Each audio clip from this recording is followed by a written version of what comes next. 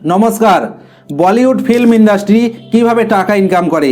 প্রায় 15 থেকে 20 হাজার কোটি টাকার মার্কেট ক্যাপ আছে এই ইন্ডিয়ান ফিল্ম ইন্ডাস্ট্রির। পার ইয়ার মুভি বা সিনেমা বানানোর নিরিখে সারা বিশ্বে প্রথম স্থানে রয়েছে এই Indian film industry.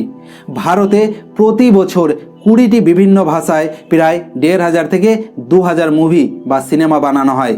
Hindi film industry, যাকে আমরা বলিউড নামে জানি, এতদিন পর্যন্ত বলিউডই ভারতে ছিল সবচেয়ে জনপ্রিয় ফিল্ম ইন্ডাস্ট্রি। এতদিন পর্যন্ত এই কারণেই বললাম, বিকজ বর্তমানে বলিউডের জনপ্রিয়তা ধীরে ধীরে কমে আসছে, আর সেই জায়গা দখল করছে সাউথ ইন্ডিয়ান ফিল্ম ইন্ডাস্ট্রি।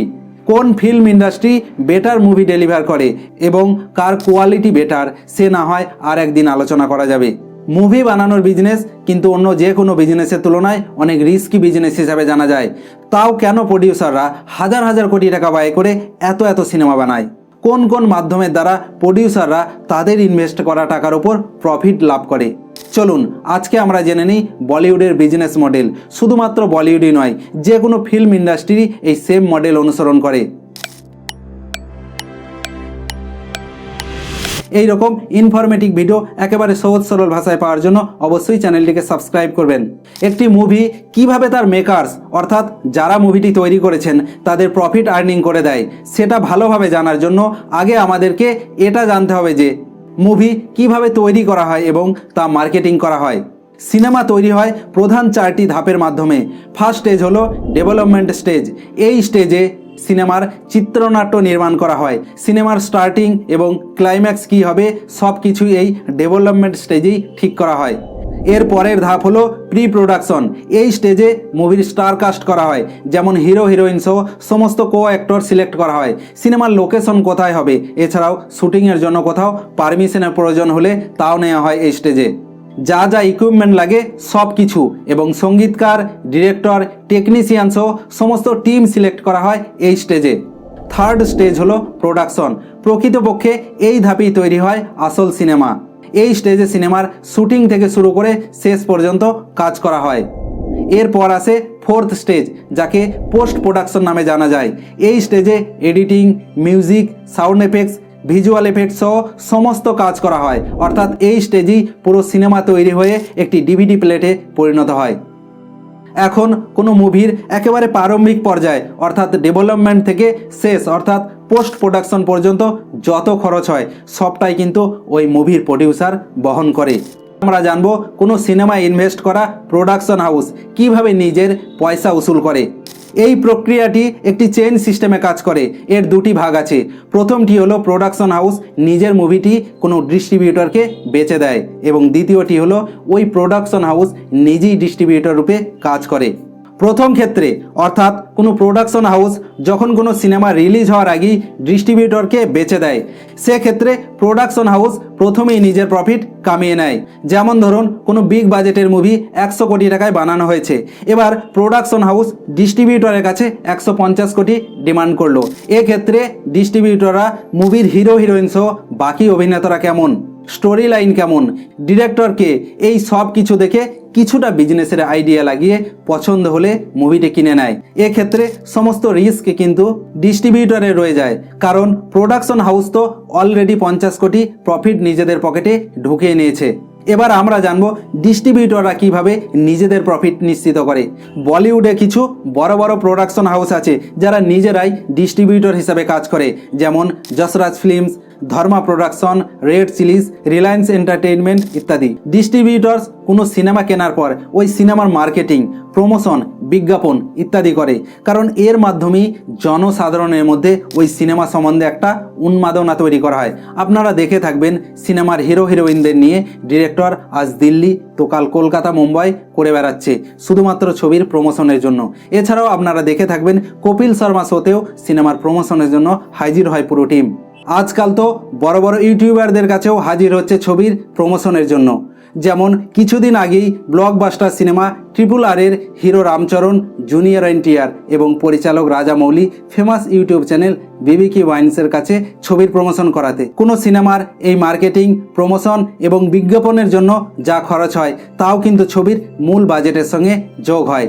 যেমন ধরুন 150 কোটিতে কেনা সিনেমার পিছনে মার্কেটিং বাবদ আরও 50 কোটি টাকা খরচ হলো, তাহলে ওই ছবির মূল বাজেট দাঁড়ালো 200 কোটি টাকা। এবার ডিস্ট্রিবিউটরদের হাতে অনেকগুলো অপশন থাকে টাকা ইনকাম করার, যেমন সিনেমা রিলিজ করার আগেই ছবির মিউজিক রাইটস বেচে দেয় কোনো মিউজিক কোম্পানিকে, ছবির স্যাটেলাইট রাইটস বেচে দেয় কোনো টিভি চ্যানেলকে, এবং বর্তমানে ভিডিও স্ট্রিমিং প্ল্যাটফর্ম অর্থাৎ ওটিটি প্ল্যাটফর্মেও সিনেমা রাইটস বিক্রি করা হয়। স্যাটেলাইট রাইটস হলো কোন টিভি চ্যানেলে প্রথম মুভিটি দেখানো হবে।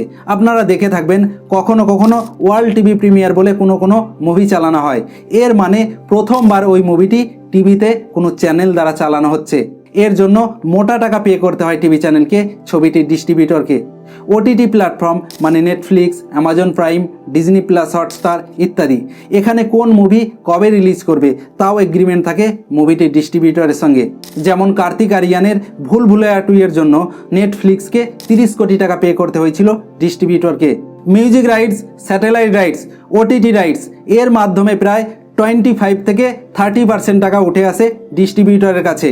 বাকি টাকাটা উঠবে না লস হবে নাকি লাভ হবে তা ঠিক করে আম জনতা, মানে আমার আপনার মতো সাধারণ মানুষেরা যারা টিকিট কেটে সিনেমা হলে গিয়ে মুভিটি দেখে। এর মাধ্যমে যা আয় হয় তাকে বক্স অফিস কালেকশন বলা হয়। ডিস্ট্রিবিউটরদের আন্ডারে সাব ডিস্ট্রিবিউটর থাকে। এই সাব ডিস্ট্রিবিউটররা সিনেমার ডিজিটাল প্রিন্ট সিনেমা হল মালিকদের বিক্রি করে, মানে হল মালিকদের সঙ্গে ডিস্ট্রিবিউটরদের চুক্তি হয়। টিকিট বিক্রির মাধ্যমে যা কামাই হবে তার একটা পার্সেন্টেজ হল মালিকরা রেখে বাকি টাকা ডিস্ট্রিবিউটরদের রিটার্ন করবে। এই পার্সেন্টেজ কোনো ফিক্সড পার্সেন্টেজ নয়, মুভির প্রথম সপ্তাহে এক তো দ্বিতীয় সপ্তাহে আলাদা, এইভাবে চেঞ্জ হতে থাকে। মোটামুটি 40 থেকে 60% পর্যন্ত রেখে দেয়। এছাড়াও সিনেমার ধরন, হলের লোকেশন, হলের সাইজ এই সব কিছু ম্যাটার করে পার্সেন্টেজের ক্ষেত্রে। হল মালিকদের কামাইয়ের আরও একটা উপায় হলো ইন্টারভেল টাইমে স্ন্যাক্স, কোল্ড ড্রিঙ্কস ইত্যাদি বিক্রি। এর মাধ্যমে মোটা টাকা ইনকাম করে হল মালিকরা, সেটা হলের ফুড প্রাইস চার্ট দেখলেই বোঝা যায়। এই টিকিট বিক্রির পর সরকারকে জিএসটি দেওয়ার পর যে টাকাটা বেঁচে থাকে সেটাকেই কোনো সিনেমার নেট কালেকশন বলা হয়। এই নেট কালেকশন এবং বিভিন্ন রাইটস বিক্রির সম্মিলিত টাকা যদি ছবির মেন বাজেটের থেকে বেশি হয় তখন কোনো মুভিকে হিট বলা হয়, আর যদি তা না হয় তাহলে সিনেমাটি ফ্লপ বলা হয়। ঠিক এই কারণেই কোনো মুভি ফ্লপ হলেও কাউকে অর্থনৈতিক মুনাফা দিয়ে যায়। যেমন সলমান খানের রেস 3 মুভিটি ফ্লপ হয়, তা সত্ত্বেও ছবির প্রডিউসাররা লাভবান হন, কারণ সিনেমাটি আগেই ডিস্ট্রিবিউটরদের কাছে মোটা টাকায় বিক্রি করে দিয়েছিলেন। অপরদিকে 70-এর দশকে রাজ কাপুরের ফেমাস মুভি মেরা নাম জোকার, ঠিক এর বিপরীত। ছবিটির হিরো, ডিরেক্টর এবং প্রডিউসার রাজ কাপুর নিজে। ছবিটি ওই সময়ের একটি সর্বশ্রেষ্ঠ সিনেমা, তা সত্ত্বেও ছবিটি ফ্লপ হয় এবং রাজ কাপুর প্রায় দেউলিয়া হয়ে যায়। এরপর ছবিটি সোভিয়েত সঙ্গে রিলিজ করে ডিস্ট্রিবিউটরদের দ্বারা। ছবিটি ভারতে না চলার জন্য কম টাকায় বিক্রি করা হয়েছিল, বাট সোভিয়েত সঙ্গে ছবিটি হিট হয় এবং প্রায় 16 কোটি টাকার বিজনেস করে। মেরা নাম জোকার মুভিটির বাজেট 1 কোটি টাকা ছিল, যা ওই সময়ের সর্বোচ্চ বাজেট ছিল কোনো ইন্ডিয়ান সিনেমার জন্য। কিন্তু অগ্রিম চুক্তির দরুন রাজ কাপুর সেই দেউলিয়ায় রয়ে গেল, মুনাফা কামালো সোভিয়েত সঙ্গের এক কোম্পানি। ভিডিওটি ভালো লাগলে অবশ্যই লাইক এবং শেয়ার করতে ভুলবেন না। আর এইরকমই ইনফরমেটিভ ভিডিও একেবারে সহজ সরল ভাষায় পাওয়ার জন্য অবশ্যই চ্যানেলটিকে সাবস্ক্রাইব করবেন এবং পাশে থাকা বেল আইকনটি অল করে দেবেন সবার আগে ভিডিও নোটিফিকেশন পাওয়ার জন্য।